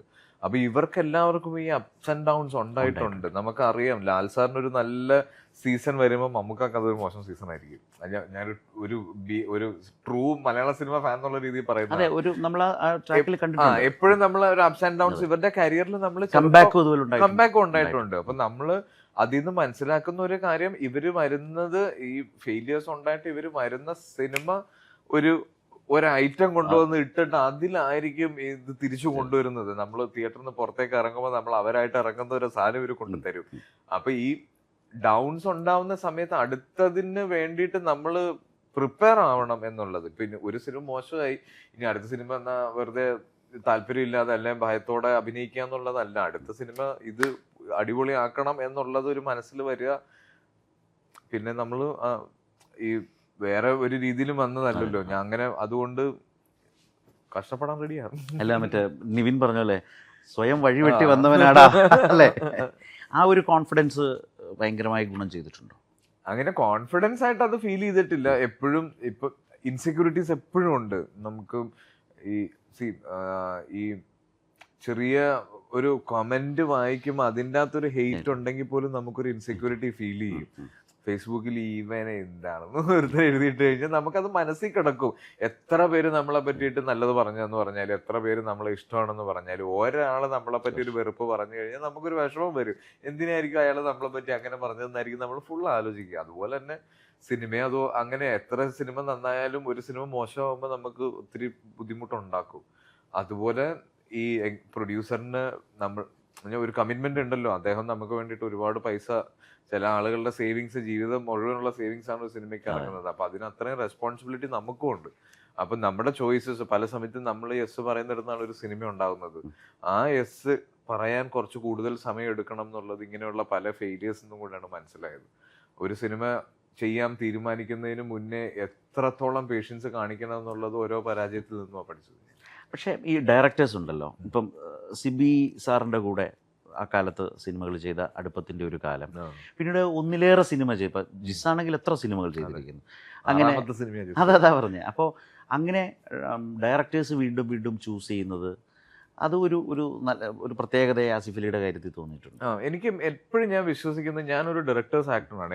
എന്നെ ഒരു സംവിധായകൻ നന്നായിട്ട് ഉപയോഗിക്കണേ എന്നുള്ളതാണ് എൻ്റെ ഏറ്റവും വലിയ ആഗ്രഹം. അപ്പം അതിൽ ഓരോ ട്രൈ ചെയ്യാനോ ഓരോന്ന് ക്രാക്ക് ചെയ്യാനോ ഓരോ സംവിധായകന്റെ കൂടെ അവരുടെ ഒരു ടൂള് പോലെ നിൽക്കുക എന്നുള്ളതാണ് ഞാൻ എപ്പോഴും ആഗ്രഹിക്കുന്നത്. അപ്പൊ ഈ സംവിധായകൻ, ഞാൻ എപ്പോഴും തമാശയ്ക്ക് പറയും, സംവിധായകൻ കണ്ടി ചാടാൻ പറഞ്ഞാലും ഞാൻ ചാടും. അപ്പൊ എനിക്ക് കോൺഫിഡൻസ് തരുന്ന അത്തരത്തിലുള്ള ഒരു കൃത്യമായ ഒരു ക്യാപ്റ്റനുള്ള ടീമിൽ കളിക്കാനാണ്. അപ്പൊ ആ ക്യാപ്റ്റൻസി കിട്ടുന്നത് ഇപ്പൊ ഇതുപോലുള്ള സംവിധായകരുടെ നിന്നാണ്. ഇപ്പം സിബിസാറിന്റെ കൂടെ സിബിസാറിന്റെ കൂടെ വർക്ക് ചെയ്യുമ്പോൾ ദുരുദ്ദേശങ്ങൾ ഒരുപാടുണ്ട്. പഴയ മോഹൻലാൽ സിബി മലയിൽ കഥകളൊക്കെ കേൾക്കുക, പണ്ടത്തെ എക്സ്പീരിയൻസസ്, നമ്മൾ ഇഷ്ടപ്പെട്ടിട്ടുള്ള സിനിമകളുടെ ഇപ്പൊ രഞ്ജിയേട്ടന്റെ കൂടെയൊക്കെ ഇരിക്കുന്ന സമയത്ത് ഈ ഒത്തിരി ഞാൻ ലാസ്റ്റ് എനിക്ക് തോന്നുന്നു രാവണപ്രഭുവില് ഹോസ്പിറ്റലിന്റെ പുറത്ത് ലാൽ സാർ വന്ന് വണ്ടിയിൽ നിന്ന് ഇറങ്ങിയിട്ട് ഇങ്ങനെ നടന്ന് ആ കാല് വെച്ച് ഡോറിങ്ങനെ അടിച്ചിട്ട് ഇങ്ങനെ വളഞ്ഞൊരു പോക്കുണ്ട്. അതൊക്കെ പ്ലാൻ ചെയ്തതാണോ ലാൽ സാർ? ഇത്രേ ഉള്ളൂ എന്റെ സംശയം. ഇത് പറഞ്ഞു കൊടുത്ത് ചെയ്യുന്നതാണോ ഇവര് കൈ നിടുന്നതാണോ? അപ്പൊ ഇങ്ങനെയുള്ള കാര്യങ്ങളൊക്കെ ചോദിച്ച് മനസ്സിലാക്കാൻ മറുപടി നമ്മള് സാറിന്റെ അത് കഴിഞ്ഞാൽ ആ സമയത്ത് അദ്ദേഹം ചെയ്യുന്നതാണ് അതെല്ലാം എന്നാണ് പറയുന്നത്. ഇപ്പൊ ഈ ഞാൻ ആ പെർട്ടിക്കുലർ സിനിമയെ പറ്റി പറഞ്ഞുകൊണ്ടാണ് ഈ ചീപ്പ് ഡയലോഗ് ആണെന്ന് ഓർക്കരുത്, വാച്ച് കാർട്ടിയറാണ് എന്ന് പറയുമല്ലോ അടിക്കുന്നതിന് മുന്നേ. അപ്പൊ അത് രഞ്ജിയേട്ടൻ പറഞ്ഞത് ഈ സിനിമ ഷൂട്ട് ചെയ്യുമ്പോ ഇത് കണ്ടിന്യൂറ്റി ലാൽ സാറിന് സ്വന്തം വാച്ച് അത്. അപ്പൊ ഇത് ഫൈറ്റിലേക്ക് എത്തിയ സമയത്ത് ലാൽ സാർ രഞ്ജിയേട്ടനോട് ചോദിച്ചു, രഞ്ജി ഇത് കാർട്ടിയറാണ്, ഞാനിത് ഷൂട്ടിന്റെ ഫൈറ്റിന്റെ ഇടയിൽ എന്ന് പറയുമ്പോ അതങ്ങ് പറഞ്ഞിട്ട് ഊരി വെച്ചോളാം. അങ്ങനെ അതാണ് എന്നോട് പറഞ്ഞു. ആളുകൾ എപ്പോഴും ശ്രദ്ധിക്കുന്ന ഒരു ഡയലോഗായത് അല്ലേ. അപ്പൊ അതൊക്കെയാണ് ഞാനും ട്രൈ ചെയ്യുന്നത്. ഇതിപ്പോ ഇത്തരത്തിലുള്ള ഇത് ഇംപ്രവൈസേഷൻ ആണോ, ഇത് സ്ക്രിപ്റ്റിലുണ്ടോ, ആ സമയത്ത് നിങ്ങൾ പറഞ്ഞു കൊടുക്കുന്നതാണോ, അത് ആക്ടേഴ്സ് ചെയ്യുന്നതാണോ എന്നൊക്കെ. ഇപ്പം ലാൽ സാറിനെ പറ്റി നമ്മൾ പറയുമല്ലോ, ഏറ്റവും കൂടുതൽ ആളുകൾ പറയുന്നത് ഈ ഷോട്ടിന് മുന്നേ ഇദ്ദേഹത്തിന്റെ ഒരു ട്രാൻസ്ഫോർമേഷൻ ഉണ്ട്. നമ്മളോടൊക്കെ തമാശ പറഞ്ഞിരുന്നിട്ട് ഞാനതാ മനസ്സിലാലോചിച്ചു. അപ്പൊ അത്തരത്തിലുള്ള മാജിക്കുകളെ പറ്റിയിട്ടൊക്കെ ഇവര് കൂടെ വർക്ക് ചെയ്തവരാണല്ലോ. അപ്പൊ സിബിസാറിനൊക്കെ ഒരുപാട് കാര്യങ്ങൾ അത് പറഞ്ഞു തരും. പിന്നെ ഒരു ഡിസിപ്ലിൻ വേറെ തന്നെയാണ്. സിബിസാറിന്റെ കൂടെ സിനിമ ചെയ്യുന്ന സമയത്ത് ഇന്ന് ചെയ്തുകൊണ്ടിരിക്കുന്നതിന്റെ ആയിട്ടുള്ള ഡിസിപ്ലിൻസ് ഒത്തിരി വ്യത്യാസമുണ്ട്. ഫിലിമിൽ ഷൂട്ട് ചെയ്ത് തുടങ്ങിയ ഒരു കാലഘട്ടമാണ്. അപ്പൊ അതും എൻ്റെ ഒരു വലിയ ബ്ലെസ്സിങ് ആണ്. ആ സമയത്ത് തുടങ്ങാനും ഡിജിറ്റലിലേക്ക് വന്ന സമയത്ത് ഞാൻ ഈ പ്രോസസ്സിന്റെ ഭാഗമായിട്ടുണ്ട്. അപ്പൊ അതിൽ രണ്ടിലും ഉണ്ടായ വ്യത്യാസങ്ങൾ മനസ്സിലാക്കാൻ പറ്റിയിട്ടുണ്ട്. പിന്നെ ജിസിന്റെ കൂടെ എന്ന് പറയുമ്പോൾ ജിസിന് അറിയാം എന്നെ കൊണ്ട് എന്താ ചെയ്യാൻ പറ്റുക, അല്ലെങ്കിൽ എന്നെ കൊണ്ട് എന്ത് ചെയ്യിപ്പിക്കാൻ പറ്റും എന്നുള്ളത്. അപ്പൊ അത്തരത്തിലുള്ള സിനിമ സ്ക്രിപ്റ്റ് ജിസിന്റെ അടുത്തേക്ക് വരുമ്പോൾ ജിസിന്റെ ഫസ്റ്റ് ചോയ്സ് ഞാനാണ്. അത് ഒരു സീൻ എടുക്കുന്ന സമയത്ത് ഞാൻ അതിൻ്റെ ഒരു ജിസ് ആഗ്രഹിക്കുന്ന ഒരു രീതിയിൽ പെർഫോം ചെയ്തില്ലെങ്കിൽ, ഇപ്പൊ നമ്മള് ചില സമയത്ത് നമ്മൾ പറയില്ല അയാളൊരു ഫസ്റ്റ് സിംഗിൾ ടേക്ക് ആക്ടർ ആണെന്ന് പറയില്ല. ഞാൻ ആ പരിപാടിയിൽ വിശ്വസിക്കുന്നേ ഇല്ല. ഇപ്പൊ ജിസ് എന്നെ കൊണ്ട് പണിയെടുപ്പിക്കാറുണ്ട്. ഒരു നമ്മൾ 16-17 ടേക്കൊക്കെ പോകാറുണ്ട്. ചിലപ്പോ പ്രത്യേകിച്ച് ജിസ് ഒരു ഡബിങ് ആർട്ടിസ്റ്റും കൂടെ ആയതുകൊണ്ട് ഡയലോഗ് പ്രസന്റേഷനിൽ ഭയങ്കര കീനാണ്. അത് ഒരിക്കലും അത് ഞാൻ ഒത്തിരി ഡബ് ചെയ്തിട്ടുള്ളത് ജിസിന് എപ്പോഴും പറയണ ഡയലോഗ് പോലെ ഇരിക്കരുത്, അത് നാച്ചുറൽ ആയിടണം എന്നുള്ളതാണ്. അപ്പൊ അത് നമ്മൾ എനിക്കെന്നല്ല, ജിസിന് എല്ലാ സിനിമയിലും അഭിനയിക്കുന്ന ആക്ടേഴ്സിനെ എടുത്ത് നോക്കിയാൽ നമുക്ക് മനസ്സിലാവും ഏറ്റവും രസമായിട്ട് ഡയലോഗ് റെൻഡറിങ് ഉള്ളത് ആ സിനിമയിലായിരിക്കും. ആ ഡബിങ് സ്പോട്ടിലും വളരെ വളരെ ശ്രദ്ധിച്ചു ചെയ്യുന്നു. അതും ഭയങ്കര ഈസി ആക്കി തരും. പല സമയത്തും നമുക്ക് ഇത് ഭയങ്കര ഡബ് ചെയ്ത് നമ്മൾ അഭിനയിക്കുന്ന സമയത്ത് നമ്മുടെ ചുറ്റുപാടും നമുക്ക് അത് ഫേവറബിൾ ആയിട്ട് നിൽക്കുന്നതുകൊണ്ട് നമുക്ക് കുറെയൊക്കെ ഒറിജിനൽ ആയിട്ട് തന്നെ വരും. പക്ഷെ ഇത് ഡബിങ്ങിൽ റീക്രിയേറ്റ് ചെയ്യുന്ന സമയത്ത് നമുക്ക് പല സമയത്ത് ഇത് ഫേക്ക് ആയി പോകാറുണ്ട്. ആസിഫിനെ ഏറ്റവും കൂടുതൽ ആസിഫിനെ തന്നെ വല്ലാതെ ഇഷ്ടം തോന്നിപ്പിച്ച ആസിഫിൻ്റെ ഒരു പെർഫോമൻസ് എന്ന് പറയുന്നതാണ്. നമ്മൾ പ്രതീക്ഷിച്ചതിനും അപ്പുറം തന്നെ വരിക, നമുക്കൊരു വലിയ സന്തോഷം തോന്നുക, അങ്ങനെ തോന്നിപ്പിച്ച മൊമെൻ്റ് ഏതായിരുന്നു? ഈ കോമ്പിനേഷൻ അകത്തൊക്കെ ചെയ്യുമ്പോൾ ചിലപ്പോൾ അത് സംഭവിക്കുമല്ലോ. നല്ല ഡയറക്ടേഴ്സിൻ്റെ കൂടെ ആസിഫിനെ അറിഞ്ഞ് പെർഫോം ചെയ്യിച്ചുകൊണ്ടിരിക്കുമ്പോൾ പിന്നീട് സ്ക്രീനിൽ കാണുമ്പോൾ സ്വയം ഇഷ്ടം തോന്നിയ എനിക്ക് ബാഹുൽ, കിഷ്കിന്ധാകാന്ഡത്തിന്റെ റൈറ്റർ ഉണ്ടല്ലോ ബാഹുൽ, അതായത് ബാഹുലാണ് ഇതിന്റെ സിനിമറ്റോഗ്രാഫറും ബാഹുലാണ്. അപ്പൊ ബാഹുല് ഈ ഒരു ഷോട്ട് നമ്മൾ പെർഫോം ചെയ്തുകൊണ്ടിരിക്കുന്ന സമയത്ത് ബാഹുലിന്റെ ബാഹുൽ ക്യാമറ കൂടെ നോക്കുമ്പോൾ ഈ ഹാഫ് ഓഫ് ദ ഫേസ് നമുക്ക് കാണാനില്ല. അപ്പൊ കട്ട് പറഞ്ഞ ഞാൻ ആദ്യം നോക്കുന്ന ബാഹുലിന്റെ മുഖത്തേക്കായിരിക്കും, എന്തായിരിക്കും ഇതിന്റെ റിയാക്ഷൻ എന്നുള്ളത്. മോണിറ്ററാണ്. അതാ. അപ്പൊ അതായത് ഇത് ഒരു വൺ മോർ പോണോ അത് മോണിറ്ററിൽ പോയി എടുത്തത് കാണണോ എന്നുള്ളത് ബാഹുലിന്റെ മുഖം നോക്കി ഞാൻ ഡയറക്ടേഴ്സ് മോണിറ്ററിലേക്ക് പോവില്ല. അതായത് ബാഹുലിന്റെ മുഖത്ത് അതിങ്ങനെ അവനൊന്ന് കൺഫ്യൂസ്ഡ് ആണെങ്കിൽ അത് വൺ മോർ ആണ്. അപ്പൊ ഈ വൺ മോർ എടുക്കുമ്പോ ബാഹുൽ വന്നിട്ട് അത് പറഞ്ഞു തരും, അസിക്ക ഇത് ഇങ്ങനെയാണ് പറയേണ്ടത്, ഇത് ഇങ്ങനെ പറയേണ്ടതിന്റെ കാരണം ഇതാണ്. അത്രയും ക്ലാരിറ്റി ബാഹുലിനുണ്ട്. അപ്പൊ എനിക്ക് ശരിക്കും ആ ഒരു അങ്ങനെ ഒരു ഗൈഡൻസ് കൃത്യമായിട്ട് പറയാനുള്ളത് ബാഹുലിനെയാണ്. ഇമോഷൻസിന് ഒരുപാട് പ്രാധാന്യമുള്ള സിനിമയായിരുന്നു കിഷ്കിന്ധാകാന്ഡം. പ്രത്യേകിച്ച് കുട്ടേട്ടന്റെ കൂടെ. കുട്ടേട്ടന്റെ കൂടെ വിജയരാഘവൻ എന്ന് പറഞ്ഞ ഒരു ആക്ടറിന്റെ കൂടെ നിന്ന് ചെയ്യുമ്പോൾ അത് നമുക്ക് ഗോഡ് ഫാദറിൽ ഇദ്ദേഹത്തിന്റെ അച്ഛനെ കണ്ടിട്ടുള്ളത് കൊണ്ട് എനിക്ക് കിഷ്കിന്ധാകാന്ഡത്തിലെ പല സീക്വൻസസിലും ഈ ഇതിങ്ങനെ ഈ ഒരു പരകായ പ്രവേശം എന്നൊക്കെ പറയുന്നത് ഫീൽ ചെയ്തിട്ട് ഞാൻ ഈ ദേഷ്യപ്പെടുന്ന ഈ ഇദ്ദേഹത്തിന്റെ മെമ്മറിയിൽ അടുക്കും ചിട്ടയും പോയി കഴിഞ്ഞിട്ട് തിരിച്ചു വന്നിട്ട് ഇദ്ദേഹം അപർണയുടെ അടുത്ത് ദേഷ്യപ്പെടുന്ന ഒരു സീക്വൻസ് ഉണ്ട്. അതിൻ്റെ അകത്ത് നമുക്ക് ഒറിജിനൽ ഡയലോഗ്സ് കേൾക്കുന്ന സമയത്ത് ഇദ്ദേഹത്തിന്റെ അച്ഛനെ തന്നെ ഓർമ്മ വരുന്നത്. അപ്പൊ അവിടെ ഇമോഷൻസ് കൂടെ നിൽക്കുക എന്നുള്ളത് അല്ല, അതായത് ആ സീനിൽ അങ്ങനെ കഴിയുന്ന ഒരു മനുഷ്യന്റെ കൂടെ ജീവിക്കുന്ന ആളായി മാറാൻ കഴിയണം. അല്ലെങ്കിൽ ഓഡിയൻസ് അത് വേർതിരിച്ച് തന്നെ നിൽക്കും. അത് അതിലേക്ക് ഭയങ്കരമായിട്ട് ജെല്ലാവുക എന്ന് പറയുന്നൊരു കാര്യമുണ്ട്.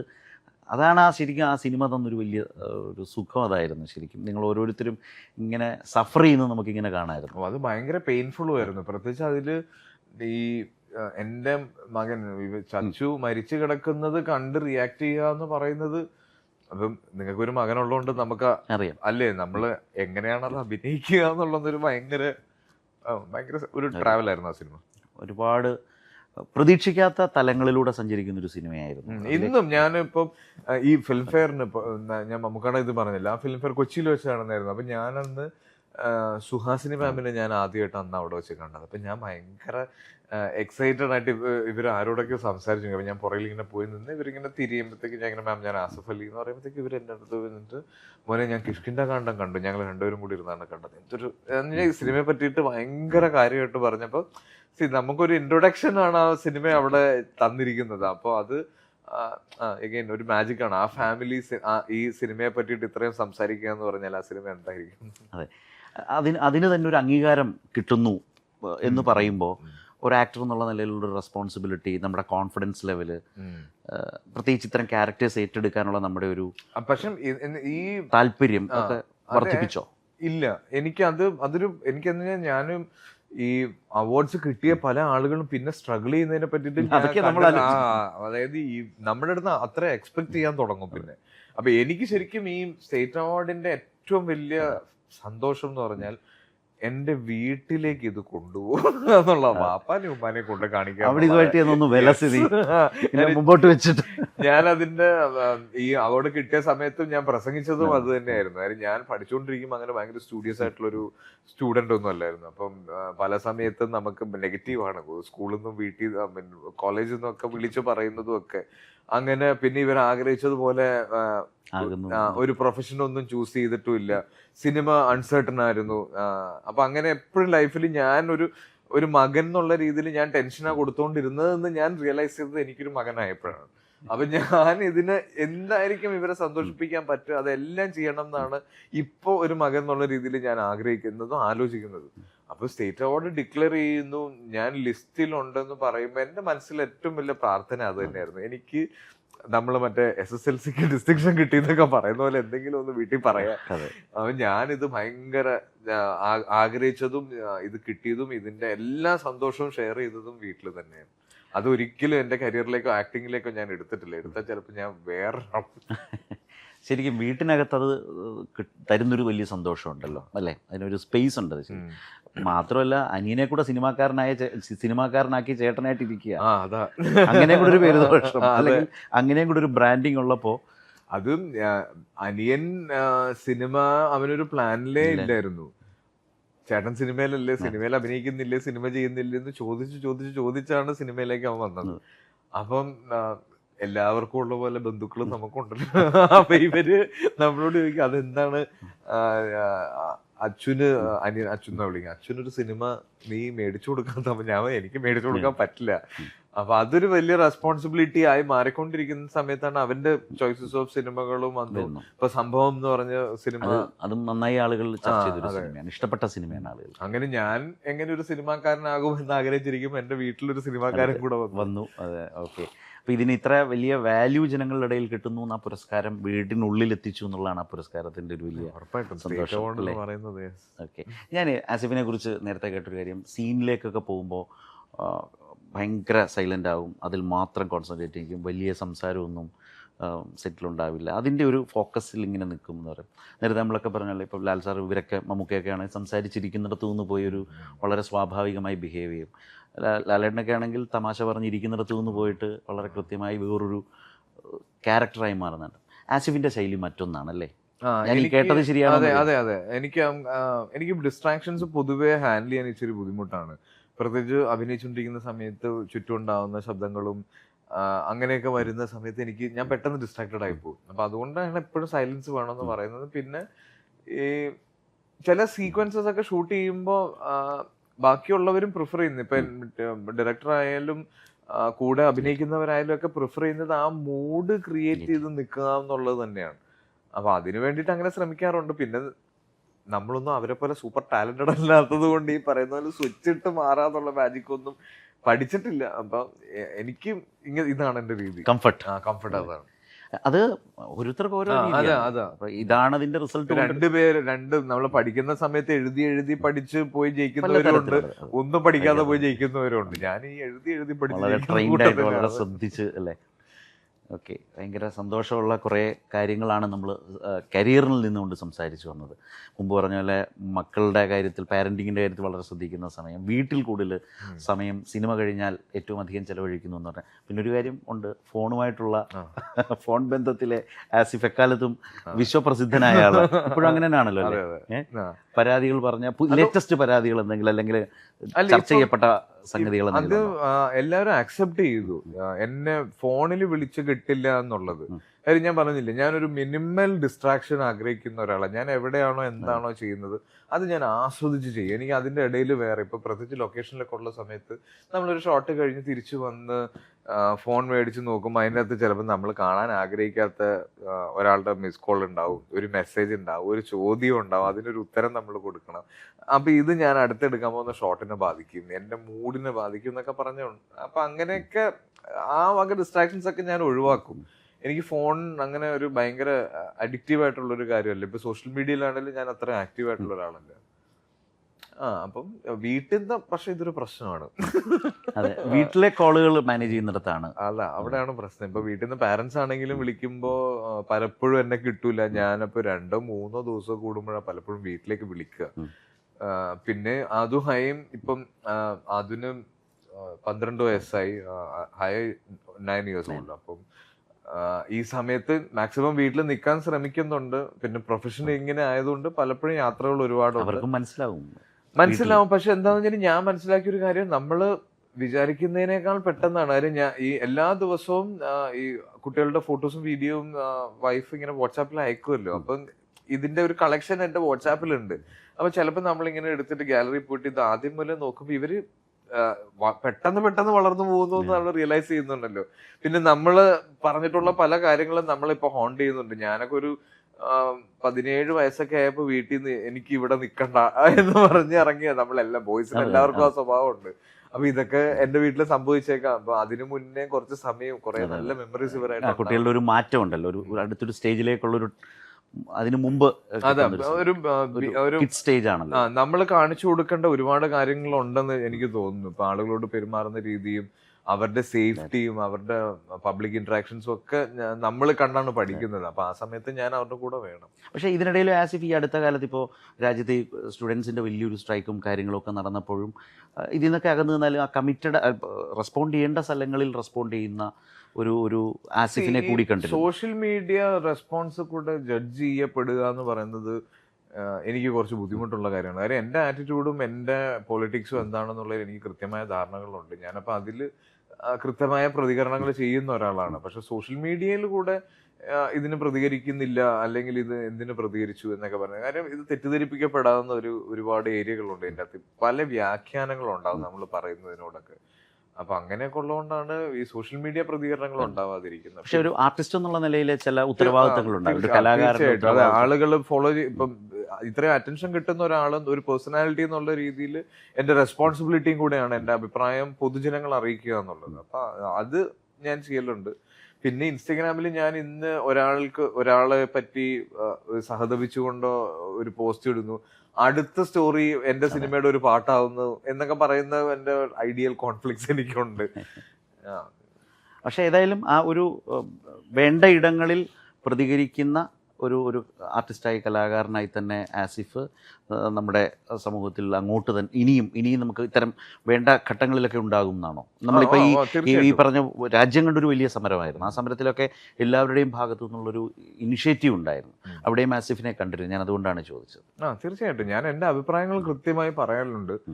അത് എല്ലാ കാലത്തും എൻ്റെ അടുത്ത് എന്നോടുള്ള ചോദ്യങ്ങൾക്ക് എനിക്കൊരു മറുപടി കൃത്യമായിട്ട് ഉണ്ടാകലുണ്ട്. അപ്പോൾ ചിലത് പറയാൻ പാടില്ലെന്നും ചിലത് ഇത്രയും പറയണ്ടെന്നും ഒക്കെ പിന്നീട് ആളുകൾ എന്നെ ഉപദേശിക്കാറുണ്ട്. അപ്പൊ ഞാനും കുറച്ച് കൺഫ്യൂസ്ഡ് ആവലുണ്ട്. അപ്പൊ അതുകൊണ്ടാണ് ഒതുങ്ങാനല്ല ഉള്ളത്. എന്നാലും എൻ്റെ അഭിപ്രായങ്ങൾ ഞാൻ ശക്തമായി പറയും. ഒരു കലാകാരനാണ് ഏറ്റവും അധികം ജാതിയും മതവും ഒന്നുമില്ലാത്തൊരു മനുഷ്യ സമൂഹത്തെ ഏറ്റവും അധികം മനസ്സിലാക്കാൻ കഴിയുന്നത്. ആ നിലയ്ക്ക് ഒരു കമ്മ്യൂണിറ്റി എങ്ങനെയാവണം? ആസിഫ് അലിയുടെ ഒരു കാഴ്ചപ്പാട് എന്താണ്? പലതരം ജാതി ചിന്തകൾ, മതചിന്തകൾ, അല്ലെങ്കിൽ അത്തരം പല കോൺഫ്ലിക്ട്സും ഉണ്ടല്ലോ. ഇതിനൊക്കെ അപ്പുറമുള്ളൊരു ഒരു സമൂഹത്തെക്കുറിച്ചുള്ള ആസിഫ് അലിയുടെ കൺസെപ്റ്റ് എന്താണ്? എനിക്കറിയില്ല ആളുകൾക്ക് ഇത്രയും ചിന്തിക്കാനൊക്കെ സമയം ഇപ്പൊ കിട്ടുന്നുണ്ടോ എന്നുള്ളത്. നമ്മൾ പണ്ട് ഭയങ്കര മതം, ജാതി വെറിയന്മാരായ ആളുകളെ പറ്റിയിട്ടൊക്കെ നമ്മൾ കേട്ടിട്ടുണ്ട്. ഇതൊക്കെ ഒരു കാലഘട്ടത്തോടെ കഴിഞ്ഞു പോയെന്നാണ് നമ്മൾ വിചാരിച്ചിരുന്നത്. പക്ഷെ അത് ഭയങ്കര ഫോഴ്സ്ഡ് ആയിട്ട്, പ്രത്യേകിച്ച് സോഷ്യൽ മീഡിയയിൽ ഇതിനു വേണ്ടി ആളുകൾ സംസാരിക്കുന്നതും കാറ്റഗറൈസ് ചെയ്യപ്പെടുന്നതും അഭിപ്രായങ്ങള് നിങ്ങൾ ഇങ്ങനെ ഒരു അഭിപ്രായം പറഞ്ഞ് നിങ്ങൾ ഇങ്ങനെ ഒരാളായതുകൊണ്ട്, അല്ലെങ്കിൽ നിങ്ങളുടെ ഐഡിയോളജി ഇതായതുകൊണ്ടാണെന്ന് പറഞ്ഞ് ആക്ഷേപിക്കുന്നതും ഒക്കെ കാണുമ്പോൾ ഇതൊക്കെ പഴയതിനേക്കാൾ ശക്തിയായി തിരിച്ചു വന്നിട്ടുണ്ടെന്നാണ് എനിക്ക് തോന്നുന്നത്. നമ്മൾ മൈൻഡ് ചെയ്യാതിരിക്കുക. ഇതൊക്കെ നമ്മൾ ഡിസ്കസ് ചെയ്യുമ്പോഴാണ് ഇതിനൊക്കെ സാധ്യതയുണ്ടെന്ന് ആളുകൾ തിരിച്ചറിയുന്നത്. ഏതായാലും എല്ലാം കാണുന്നുണ്ട്, എല്ലാം. ഓക്കെ. അപ്പോൾ ഏതായാലും നല്ല ഓണക്കാലം, ഓണസദ്യയൊക്കെ കഴിച്ച്, കഴിഞ്ഞ ഓണം മിസ് ചെയ്തതിനെ കുറിച്ച് പറഞ്ഞു. അപ്പോൾ ഇത്തവണ ഏതായാലും ഓണസദ്യയൊക്കെ ഉള്ളൊരു കാലമാണ്. നല്ല സിനിമകൾ, നല്ല കഥാപാത്രങ്ങൾ, നല്ല അംഗീകാരങ്ങൾ, പ്രേക്ഷകർ ഒപ്പം കൂടെ സഞ്ചരിക്കുന്ന ഒരു നല്ല സിനിമാ കാലം ഇനിയും ഉണ്ടാവട്ടെ. I'll try my best. Thank you so much. Thank you. Happy Onam.